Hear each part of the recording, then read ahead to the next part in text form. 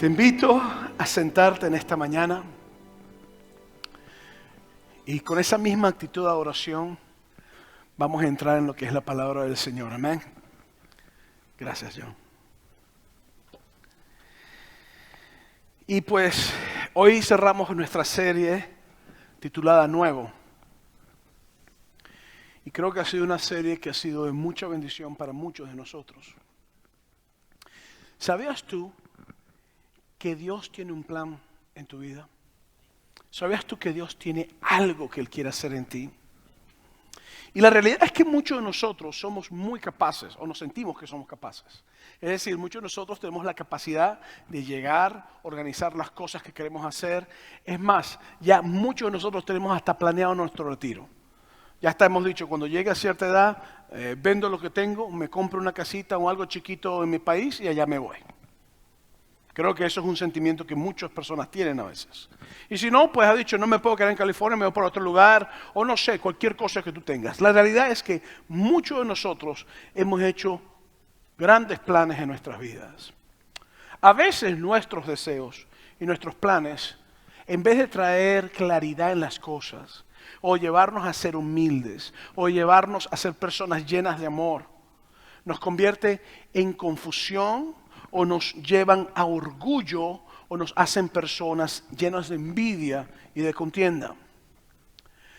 Y lo importante es comprender que el plan que Dios tiene para ti te lleva a la vida eterna y te lleva a la paz de Dios sobre todas las cosas. ¿Te gustaría conocer cuáles son los planes de Dios para tu vida? Estoy seguro que sí.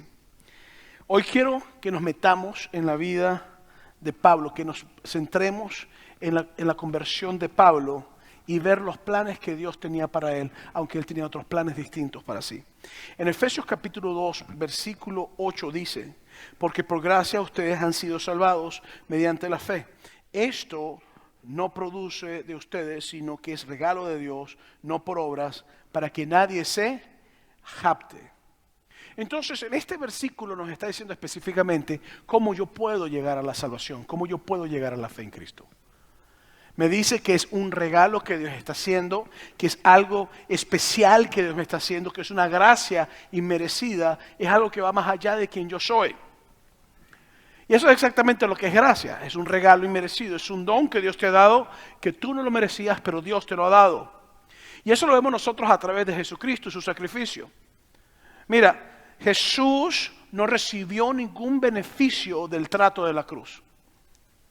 Al contrario, Él murió y yo vivo. Él murió y tú vives. Eso es como que de repente tú y yo hagamos un trato. Yo te digo, mira, vamos a hacer un trato. Tú te mudas de tu casa y yo me mudo a tu casa. Y ahí queda el trato. Tú me vas a decir a mí, tú estás loco, ¿cómo se te ocurre esa cosa? Y para rematar, cada vez que yo tengo una necesidad te voy a llamar.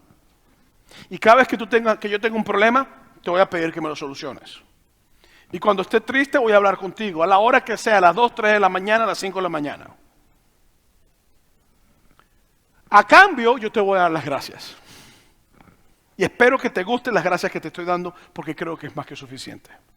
Entonces, el trato que Jesucristo hizo con nosotros en la cruz, realmente es un regalo inmerecido, es algo que nosotros no merecimos. Y fue el sacrificio perfecto por nuestros pecados. A Él no le benefició en lo más mínimo, pero a mí me benefició en todo. Entonces, por eso en Efesios capítulo 2, versículos 9 y 10 te dice, no por obras para que nadie se jacte, porque somos hechura de Dios, creados en Cristo Jesús para buenas obras, las cuales Dios dispuso de antemano a fin de que las pongamos en práctica.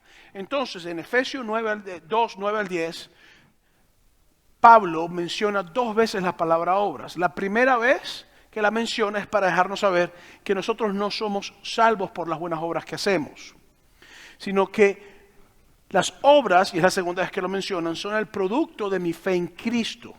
Y esto es muy importante porque si la salvación fuera por las obras que yo hago, entonces la muerte de Jesús en la cruz del Calvario no tuviera su fuerza o no tuviera sentido, porque no es por lo que Cristo hizo por mí, sino es que es lo que yo hago por mí mismo.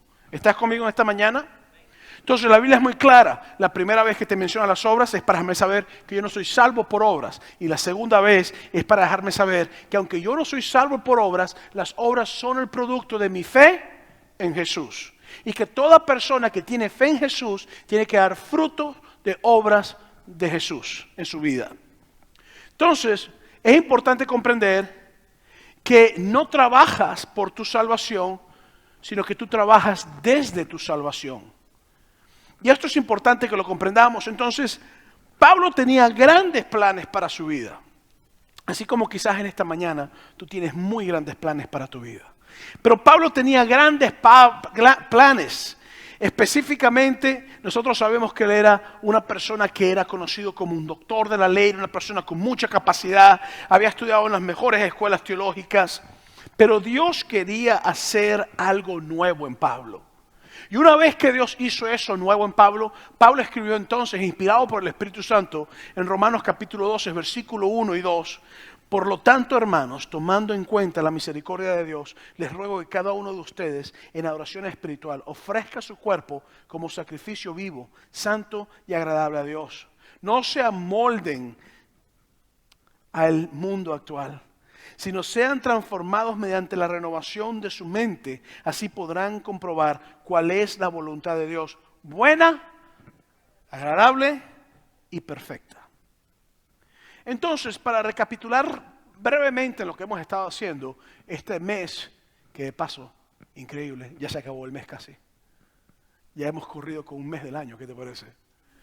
Este mes nosotros comenzamos hablando acerca de una serie llamada Nueva, las cosas nuevas que Dios quería hacer contigo, lo nuevo del propósito de Dios en tu vida que Dios te está ayudando a discernir. Y en la primera semana hablamos del sacrificio vivo, en otras palabras, rendirte ante la presencia de Dios, entregarte por completo a Dios y permitir que Dios llene tu corazón y darle tu vida por completo. La segunda semana hablamos de no se amolden al patrón del mundo. No adoptes el patrón del mundo, sino que reconoce que hay patrones que has quizás llevado por muchos años, comprende que esos patrones están ahí y empieza a hacer el proceso que Dios, ponerte en el lugar para que Dios entonces haga lo que hablamos la semana pasada, que es transfórmense por la renovación de su mente. Y es por eso que hoy quiero hablarle para cerrar la serie de lo que es la voluntad de Dios, buena, agradable y perfecta. Entonces te pido que si tienes tus boletines allí o tienes tu cuaderno de notas y quieres tomar notas, por favor, toma todas las notas necesarias. Después puedes verlo de nuevo en YouTube. Normalmente el día miércoles o martes ya está el video en YouTube, en nuestro canal. Si no te has inscrito, inscríbete porque es una herramienta que puedes pasarle a todos tus amigos, familiares, para que escuchen el mensaje y Dios haga una obra en sus vidas. Entonces, así podrán comprobar cuál es la voluntad de Dios, buena, agradable y perfecta. Entonces, ¿cuál es la voluntad de Dios en mi vida? ¿Tú te has hecho esa pregunta? Estoy seguro que en muchas ocasiones te la has preguntado. Pero hay algunas personas que solamente se hacen esta pregunta cuando tienen que tomar decisiones muy importantes o que ellos consideran importantes. Por lo menos, conocen a una persona, se enamoraron de la muchacha, si es un muchacho, y dice, Señor, ¿es tu voluntad que me case con esta chica? Y entonces empiezan a buscar la voluntad de Dios. De repente a lo mejor te ofrecieron un trabajo nuevo y tú haces la pregunta, Señor, ¿es tu voluntad de que yo agarre este trabajo? O a lo mejor estás estudiando algo y no te gusta la profesión que estás estudiando y decides cambiar de profesión y dices, Señor, ¿es tu voluntad de que yo cambie de mis estudios? ¿Cuál es tu voluntad para mí? Pero hay otro tipo de pregunta de personas que hacen esta pregunta en las cosas cotidianas de la vida, como por lo menos, y yo he conocido muchas personas que tienen esta costumbre. Señor, ¿qué desayuno hoy? ¿Pizza o fruta? Señor, ¿qué me pongo hoy? ¿El color negro para verme un poquito más delgado o blanco? Señor, ¿me baño hoy o no me baño que tengo tos, tengo gripe? Pero en realidad, ¿qué es la voluntad de Dios? Para definirlo brevemente, la voluntad de Dios es el propósito de Dios para ti. En otras palabras, es lo que Dios quiere hacer en tu vida. Son los deseos de Dios que te van a llevar al plan agradable y bueno de lo que Dios tiene para ti. Y es importante comprender que hay una voluntad de Dios que es para todos. pero también una voluntad de Dios que es para mí, que es individual. Entonces, hay una voluntad de Dios que es para toda la comunidad, para todo el mundo. Hay una voluntad de Dios que es para todo un país, que es para todo un continente, es para toda una ciudad, para todo un pueblo, para toda una familia, para una pareja. Pero también es la voluntad de Dios para ti individualmente. Y hay varios ejemplos en la Biblia que nos hablan a nosotros de la voluntad general de Dios para todas las personas. Por lo menos, Dios quiere que tú seas una persona grata, llena de gratitud. Déjame decirte que se ha descubierto que las personas que se quejan por todo y que no pueden darle gracias a Dios o no pueden dar gracias por las cosas y que no logran ver las cosas que son buenas en medio de lo malo, sufren de mayor ansiedad, de mayor depresión, de mayor problemas emocionales, porque no pueden estar agradecidos, les cuesta. Y la Biblia, que Dios, conociendo la importancia de tener un corazón agradecido, nos dice en 1 Tesalonicenses capítulo 5, versículo 18, lo siguiente: den gracias a Dios en toda situación. En otras palabras, no cuando te dan las llaves de la casa, o cuando te gradúas, o cuando te nace un hijo o una hija, o cuando te casas, sino en toda situación, en los momentos más difíciles, dale gracias a Dios.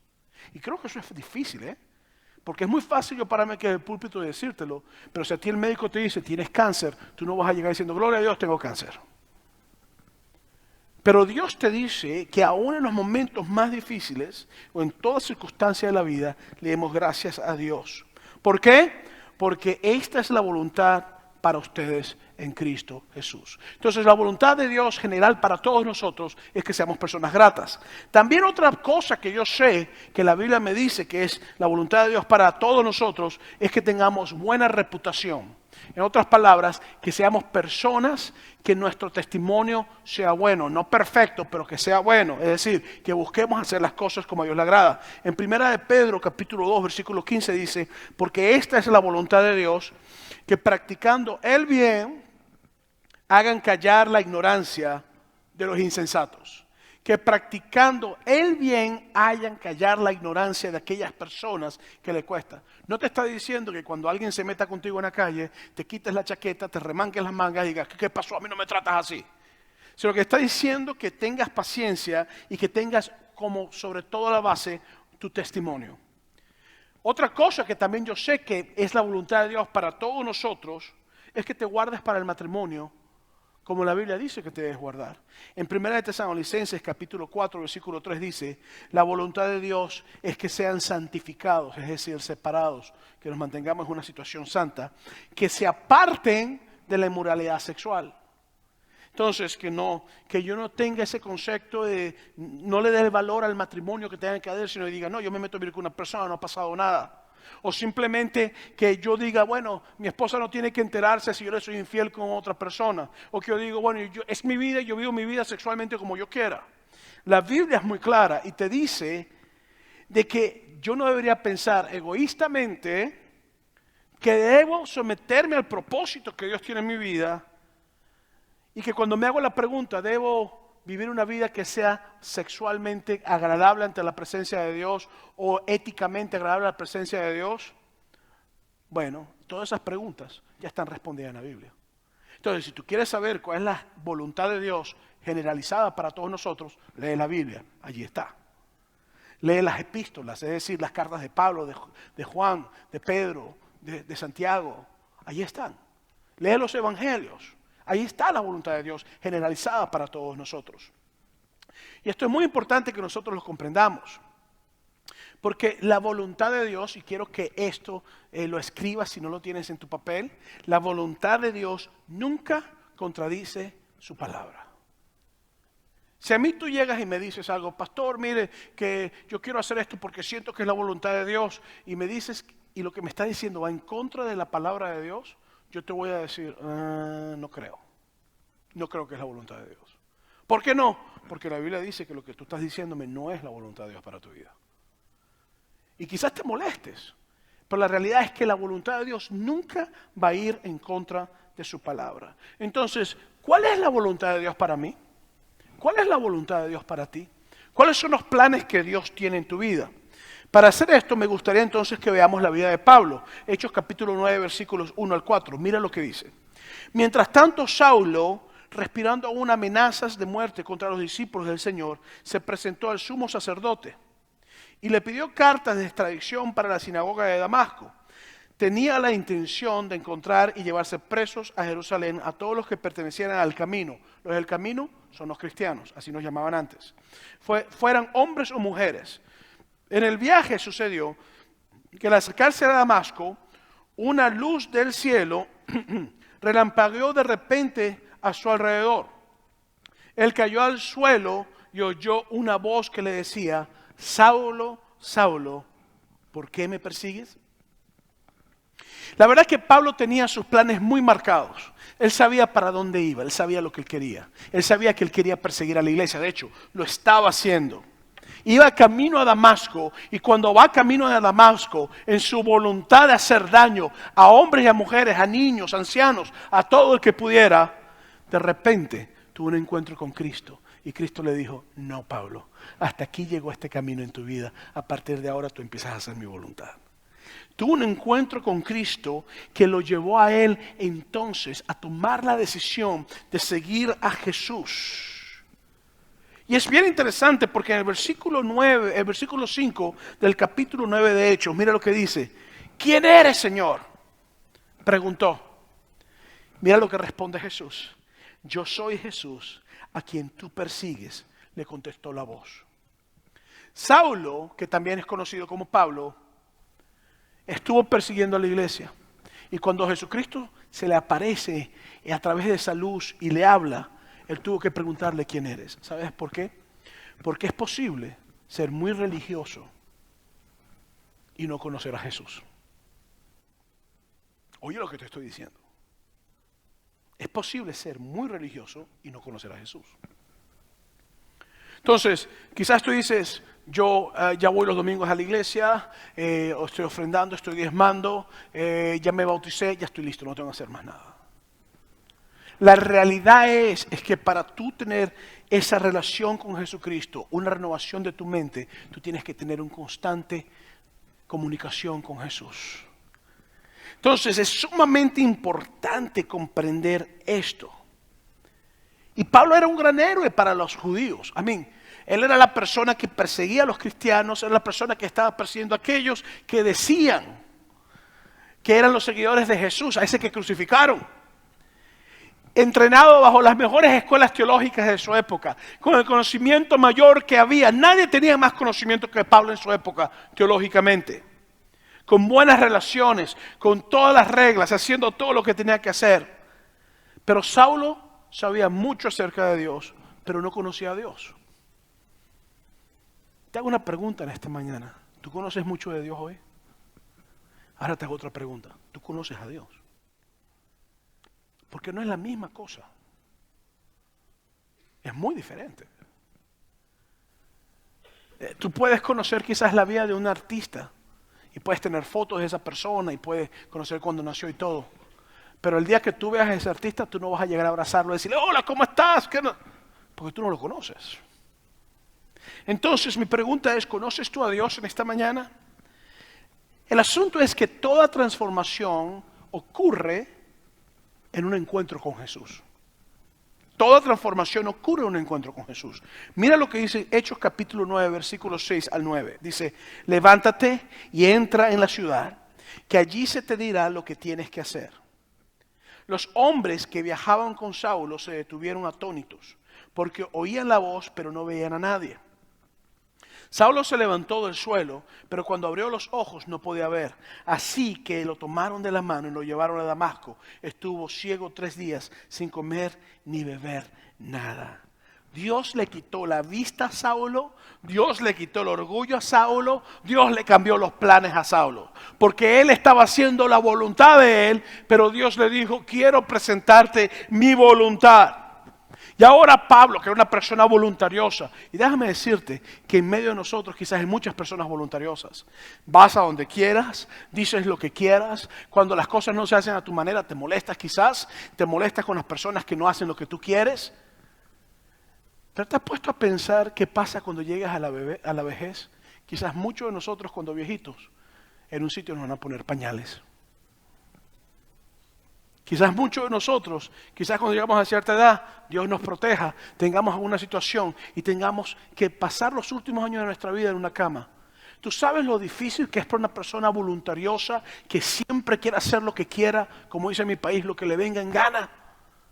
Que ahora está determinado a sentarse a esperar y para rematar con todo el poder que tenía desquitado de su vida y aparte ciego. Ponte tú en los zapatos de Pablo.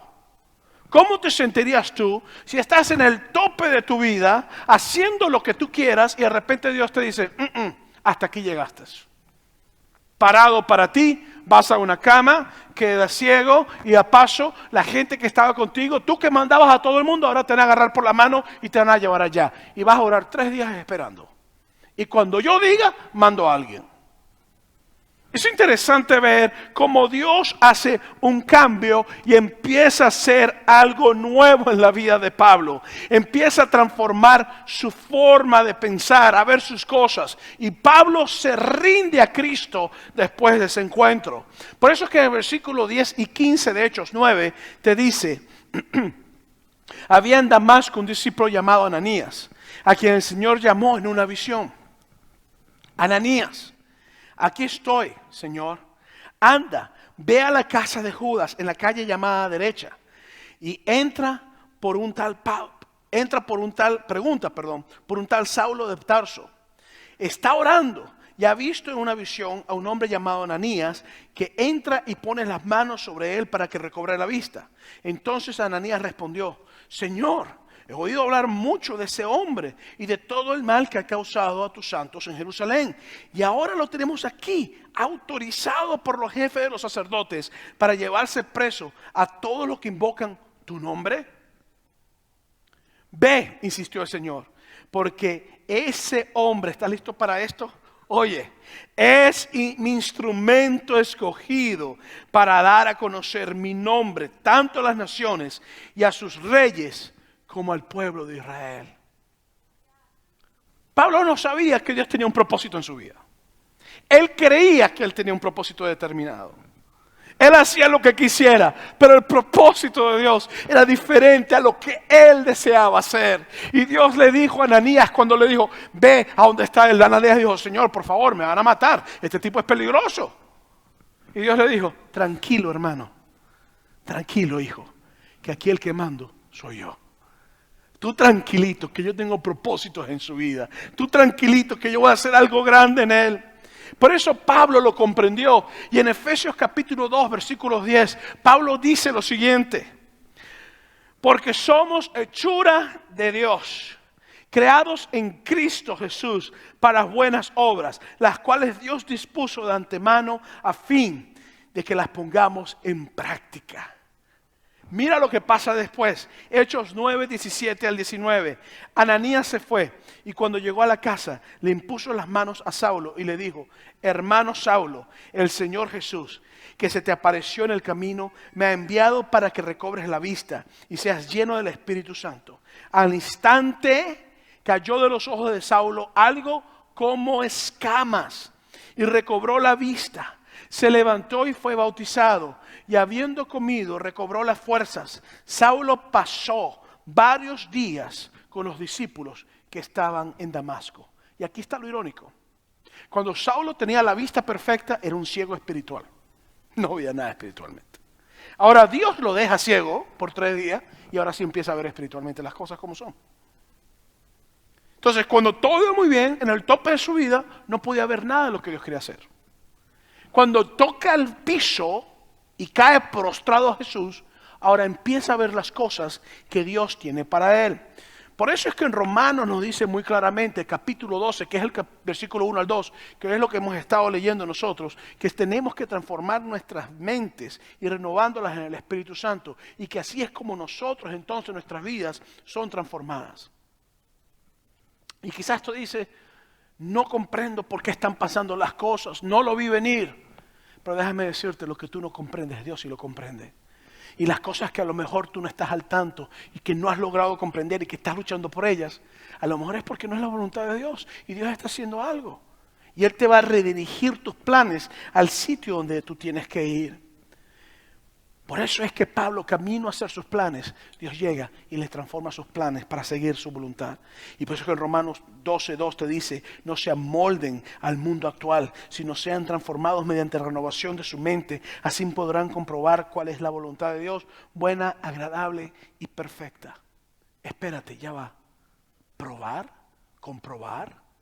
¿Acaso yo tengo que buscar y comprobar cuál es la voluntad de Dios? Sí. Para hacer eso, hay 3 preguntas que te invito a que las anotes si no las tienes en tu papel. Sé que las tienes, pero anota todas las notas que tengas. Hay 3 preguntas que tú debes hacerte para saber y comprobar cuál es la voluntad de Dios en tu vida. La primera es, ¿lo que yo quiero hacer honra a Cristo?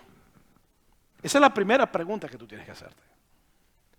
Porque si tú me dices a mi pastor, mire, es que tengo un trabajo nuevo, conocí a unos muchachos y quiero que empecemos a robar bancos. Ore para que Dios me bendiga. Eso no honra a Cristo, eso no hay ni que preguntarlo. Entonces tú tienes que hacerte la pregunta, la primera pregunta es, ¿lo que yo quiero hacer honra a Cristo? Mira lo que dice Hechos capítulo 9, versículo 18. Al instante cayó de los ojos de Saulo algo como escamas y recobró la vista, se levantó y fue bautizado.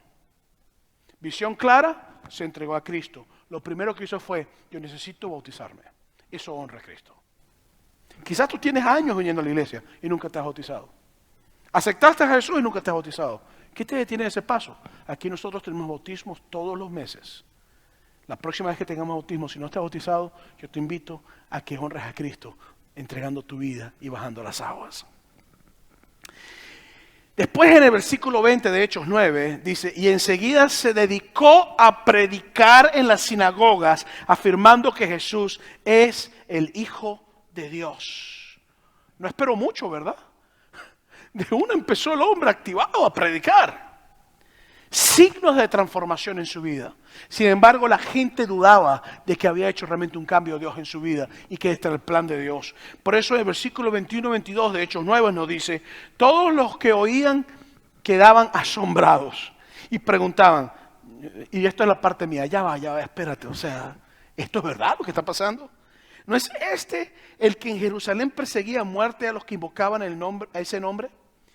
Y ha venido aquí para llevarse los presos y entregarlos a los jefes de los sacerdotes. Pero Saulo cobraba cada vez más fuerza y confundía a los judíos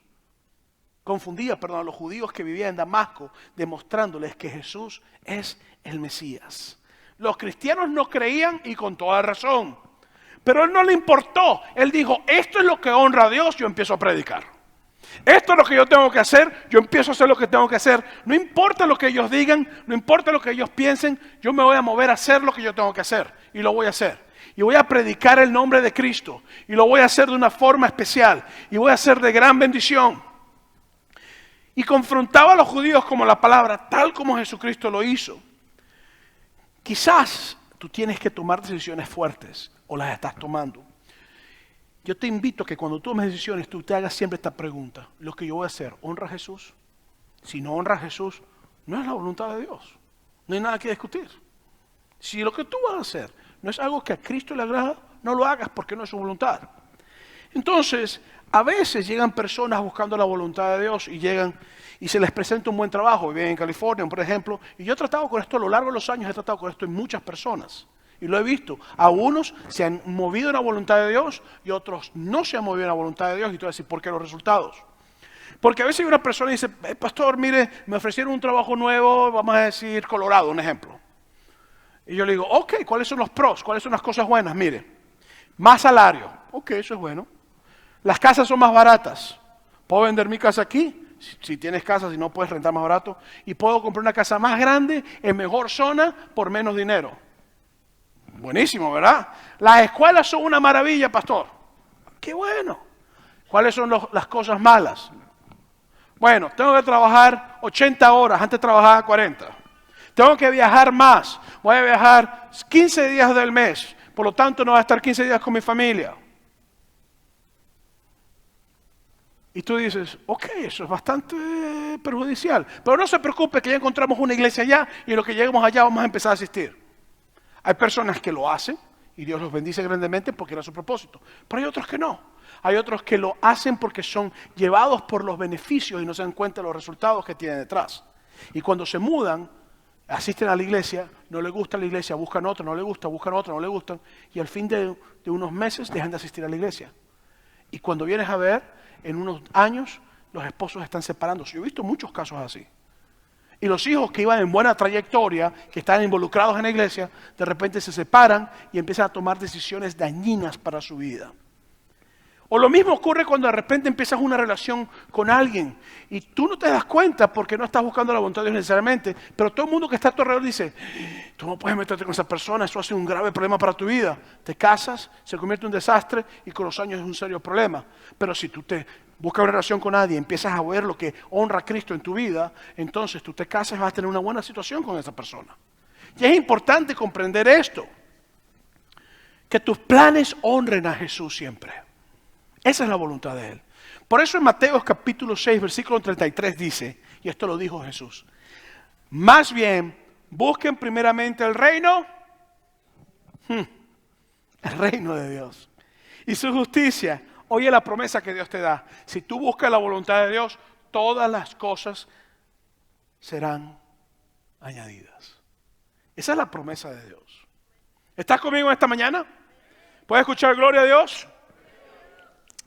Saulo tenía una historia que deshonraba a Jesucristo. Su historia no era una historia que honraba a Jesucristo. Sus decisiones no honraban a Jesús. Honraba a los fariseos, a los líderes religiosos. Lo honraban a Él, lo ponían a un nivel muy alto. Pero cuando él tuvo un encuentro con Cristo, vino una visión fresca y empezó a hacer lo que honraba a Jesús. Entonces, la primera pregunta es, ¿lo que yo hago honra a Cristo? Si la respuesta es no, no es de Dios. La segunda pregunta que tú tienes que hacerte es, ¿beneficia a otros lo que yo quiero hacer? Esto es sumamente importante, porque a veces cuando nosotros vamos a tomar una decisión, normalmente nosotros primero pensamos en nosotros. Y después pensamos en familia y en todos los demás. Y en ocasiones solamente pensamos en nuestra familia. Y no importa el resto de las personas. Y pues déjame contarte esta historia. Es una historia que a mí me ha marcado a lo largo de los años. Y cuando tengo que tomar decisiones muy difíciles que requieren que yo fije una posición que hasta puede ser vista como radical, yo siempre regreso a esta historia. Porque me ayuda a mantenerme en lo que sé que tengo que hacer. Y es la historia de mi padre cuando él se convirtió en la Isla de Trinidad a los 16 años. Él no conoció a su papá y él tenía planificado que el día que conociera a su papá iba a matar a su padre. Es lo que él quería hacer. Una vida llena de muchos placeres, lleno de muchas cosas. Su papá lo abandonó, así por lo menos es lo que él creía. Y a los 16 años tiene un encuentro con Cristo. Su vida es transformada. De un chico que no tenía sentido en su vida, que quería quitarle la vida a su padre, que quizás pensó en quitarse la vida varias veces, que tenía una vida llena de placeres vacíos. Ahora se convirtió en un joven que adoraba a Dios, que buscaba el rostro de Dios. Llega a Venezuela a la edad de 18 años y recién llegado, llega emocionado y le dice a su mamá, tenía las maletas, todo, y le dice, mamá, tengo una noticia, soy cristiano. Y su mamá sin pensarlo dos veces le dijo, yo prefiero tener un hijo perro vagabundo que tener un hijo cristiano en mi casa. Aquí tú no dices qué es lo que tú eres, aquí la que manda soy yo, aquí dice qué es lo que tú eres soy yo. Si tú te estás con esa broma, agarras tus maletas y te me largas para la calle. Y mi papá tomó una decisión, con lágrimas en sus ojos, le dijo a su mamá, ¿sabes qué, mamá? El evangelio no es un saco viejo que te lo pones cuando sales a la calle y cuando llegas a tu casa te lo quitas. Yo me voy. Y tomó sus maletas y se fue. Si mi papá no hubiera hecho eso, quizás yo no estuviera predicándote a ti hoy aquí. Y yo no había nacido cuando eso. Pero el resultado de eso es que con los años su mamá llegó a Cristo. Y empezó a conocer de Dios a una relación más personal. Y con eso el resultado fue de que yo tengo un tío ahorita que es pastor, tengo primos que están pastoreando, tengo familia que está sirviendo a Dios, una tía que está trabajando activamente con la iglesia. Porque el resultado de él comprender lo que era mejor, él me dijo una vez a mí, si yo me salgo ahorita, mañana ya no conoce a Jesús. Es preferible que yo me vaya y pasar por este trago de amargo para que mañana mi familia conozca a Jesús, que yo soltar a Jesucristo y nos perdemos todos. Entonces, si lo que tú estás haciendo es egoístamente centrado en ti y no beneficias a otros, te digo una vez, no es la voluntad de Dios. La voluntad de Dios en ti va a impactar a las personas que están en tu vida a largo plazo. La voluntad de Dios en ti va a beneficiar a las personas que están en tu vida o a personas que están en tu comunidad. Por eso en Hechos capítulo 9, versículo 23 y versículo 29 te dice: después de muchos días los judíos se pusieron de acuerdo para hacerlo desaparecer. Querían matar a Pablo porque estaba predicando muy bien, estaba haciendo tremendo trabajo. Versículo 29. Conversaba y discutía con los judíos y de habla griega, pero ellos se proponían eliminarlo. Entonces, la decisión de Pablo a él no lo benefició, porque de aquí arriba, de estar en el tope de su vida, ahora se convierte en un perseguido. Antes él era el que perseguía, ahora él es el perseguido. Antes él era un tremendo, como dice en mi país, coco chivo gordo, tremendo líder. Ahora se convierte en un tipo que ni aun los cristianos creían que él era un cristiano. Pero fue beneficioso para la iglesia. Fue beneficioso para todos. Y esto es lo importante. No lo benefició a él, aparentemente. Pero sí lo benefició a lo largo. Y benefició a todo el mundo. Cuando no experimentamos el beneficio de una decisión, y creo que todos podemos hablar de esto, concluimos apresuradamente que no era lo que Dios quería para nosotros. ¿No te ha pasado eso nunca? Que tú has dicho, no, me equivoqué. Pero no si era, simplemente que tienes que esperar. Entonces, por eso es que la Biblia nos dice a nosotros, después, que la decisión de Pablo fue tan beneficiosa para la iglesia. Mira lo que dice, Hechos 9:31 dice: mientras tanto la iglesia disfrutaba de paz y a la vez que se consolidaba en toda Judea, Galilea y Samaria, pues vivían en el temor del Señor e iba creciendo el número, fortalecida por el Espíritu Santo. Al Pablo convertirse, se acabó la persecución durante ese tiempo. La iglesia empezó a crecer. Él empezó a alcanzar personas. Y recuérdate que Dios le dijo a Ananías que él iba a ser instrumento a las naciones, a los reyes y a las personas. Tú no sabes a dónde tú vas a estar mañana. Quizás tú estás aquí hoy y mañana estás en un sitio por allá, por la Conquinchina, predicando el evangelio. Y tú vas a decir, Dios mío, no puede ser. Ese pastor allá venezolano que tiene un acento más raro y hablaba más rápido que no se entendía nada, dijo que yo iba a hacer grandes cosas y mira, Dios lo está haciendo ahorita. Quizás tú no sabes si vas a trabajar con niños de la calle o en orfanatorios. Tú no sabes si tú hacer las decisiones, llevar a tu familia a servir a Cristo. Dios tiene propósito en tu vida, tienes planes en ti. Porque los pensamientos de Dios no son tus pensamientos. Los planes que tú tienes no son los planes que Dios tiene a veces para ti. Entonces, a pesar de que Pablo tuvo que huir de la ciudad y que tuvo que ser bajado por una ventana, la voluntad de Dios fue hermosa. Siempre pregúntate, ¿me beneficia a mí o a otros? Cuando tú hagas estas preguntas, nunca se te olvida. Honra a Cristo, beneficia a otros. Esto es sumamente importante. Quizás tú estás en una situación difícil con tu matrimonio y estás a punto de un divorcio. Es más, estás pensando en divorciarte. Déjame decirte algo. Antes de divorciarte, busca toda la ayuda que tú necesites. Busca consejería. Vete a retiros. Métete en células de grupos de esposos. Haz todo lo que tengas que hacer, porque el divorcio nunca debe ser una opción. Siempre tiene que ser una necesidad, porque ya llegó se agotó todo y ahí es cuando se toma. Pero no es que porque hay personas que se divorcian hasta por roncar. Yo una vez traté unos casos donde decía, pastor, es que esta mujer no juegue, ronca más que el carrizo, yo no puedo, yo no aguanto a esta mujer ya. ¿Y qué vas a hacer? La voy a dejar. Ronca más que yo, me decía, pues tú roncas también. Sí, pero ¿quién ha visto una mujer roncando? Tu esposa. Entonces, está bien que tú roncas, pero no puedes roncar. Tú se ríes, pero a veces los divorcios son por boberías a veces. Son tonterías los divorcios. Cosas que con una buena conversación, una buena mentoría o algo bueno se puede arreglar. Ahora mi pregunta es, ¿quiénes son los más perjudicados en un divorcio? Tú como persona, pero ¿quién más? Tus hijos. Eso afecta a los hijos, los daña. Emocionalmente, a veces espiritualmente, a veces con su autoestima, todas las áreas. Entonces, antes de pensar en lo que tú quieras, o en lo que a ti te agrada, o lo que tú crees que es mejor para ti, piensa en lo que es el beneficio de Dios para ti y tu comunidad, también para ti. Porque tiene que haber un balance, ¿verdad? ¿Estás conmigo en esta mañana o...? Amén. Respóndeme para saber que estás aquí. Amén.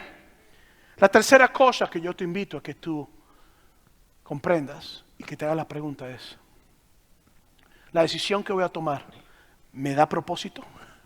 Esa es la tercera cosa. La decisión que yo voy a tomar me da propósito. Porque en el caso de Pablo le dio un propósito. Mira lo que dice Filipenses capítulo 3, versículo 4 al 6. Si cualquier otro cree tener motivos para confiar en esfuerzos humanos, yo más. Este es Pablo hablando de sí mismo.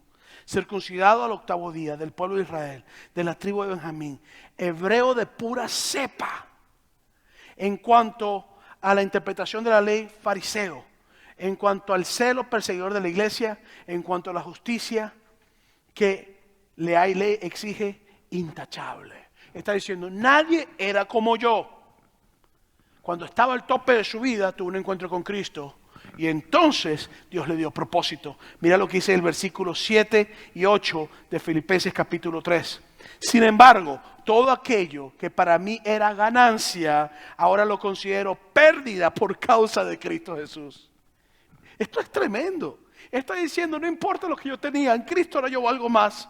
Es más, todo lo considero pérdida por razón de incomparable valor de conocer a Cristo Jesús, mi Señor.